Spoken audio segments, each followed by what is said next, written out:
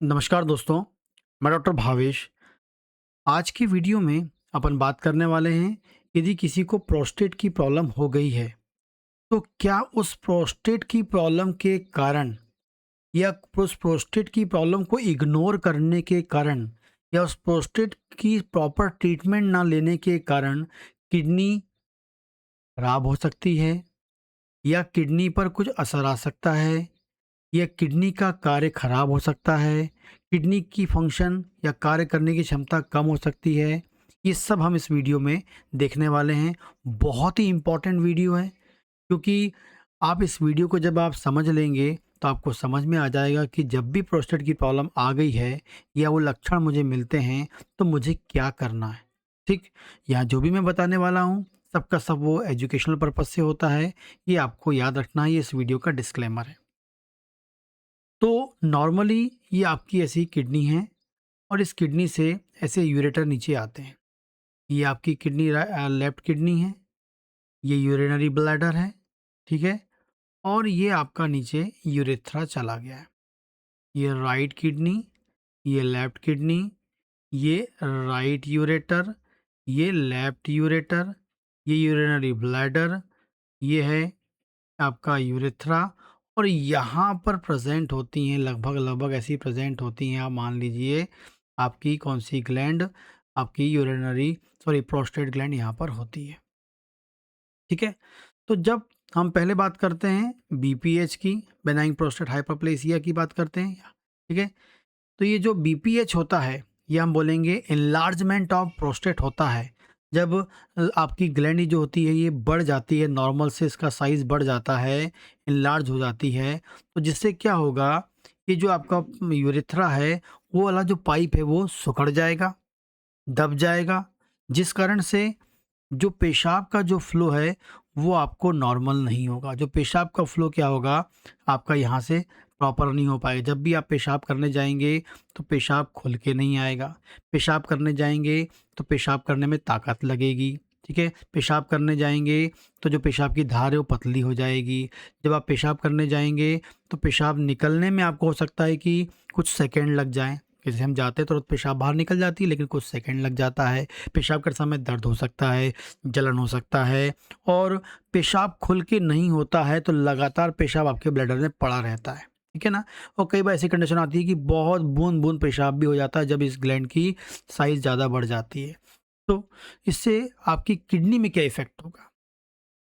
जो पेशेंट क्या होता है, इन सिम्पटम को इग्नोर करता है लंबे समय तक, ये आपको याद रखना है, लंबे समय तक इन सिम्टम्स को इग्नोर करता है, ध्यान नहीं देता है और डॉक्टर्स के पास नहीं जाता है, डॉक्टर से नहीं मिलता है।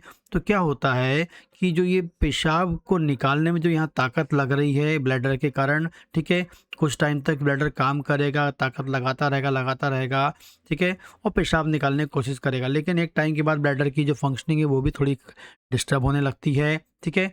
और फाइनली जब पेशाब बाहर नहीं निकलेगा तो पेशाब यहाँ जमा रहेगा। पेशाब ये जमा रहेगा तो वो क्या करेगा, बैक प्रेशर यहाँ पर आपकी यूरेथ्रा में डालेगा, और बैक प्रेशर यूरेथ्रा में डालेगा तो बैक प्रेशर आपकी किडनी तक पहुँचेगा, और कहीं ना कहीं फिर वो किडनी की फंक्शन को ख़राब करेगा, किडनी को डैमेज करेगा। किडनी की के अंदर जो आपको पता है, किडनी के अंदर बहुत सारे नेफ्रॉन्स होते हैं जिससे बनी होती है किडनी। तो जो नेफ्रॉन्स हैं उनके कार्य को ख़राब करेगा। तो लगातार जब यहाँ पेशाब जमा रहेगी तो इस कारण से बैक प्रेशर के कारण आपकी किडनी पर भी इफ़ेक्ट आ सकता है। समय पर ट्रीटमेंट नहीं लिए लंबे समय तक ये बैक प्रेशर पड़ा रहेगा तो ये किडनी को डैमेज कर सकता है, आपको याद रखना है। इसका मतलब ये है कि जब भी आपको प्रोस्टेट की समस्या होती है, पेशाब करने में तकलीफ होती है, ताकत लगती है, धार पतली हो गई है, पेशाब निकलने में टाइम लग रहा है, ठीक है, तुरंत डॉक्टर से कंसल्ट करें। सोनोग्राफी डॉक्टर कराएंगे और उसमें देखेंगे कि भैया की प्रोस्टेट ग्लैंड बढ़ गई है और जिसका आपको ट्रीटमेंट तुरंत लेना चाहिए, ठीक है ना? तो किडनी एकदम शुरुआत में डैमेज नहीं होती, किडनी में असर शुरुआत में नहीं पड़ेगा, किडनी में जो खराबी शुरुआत में नहीं आएगी।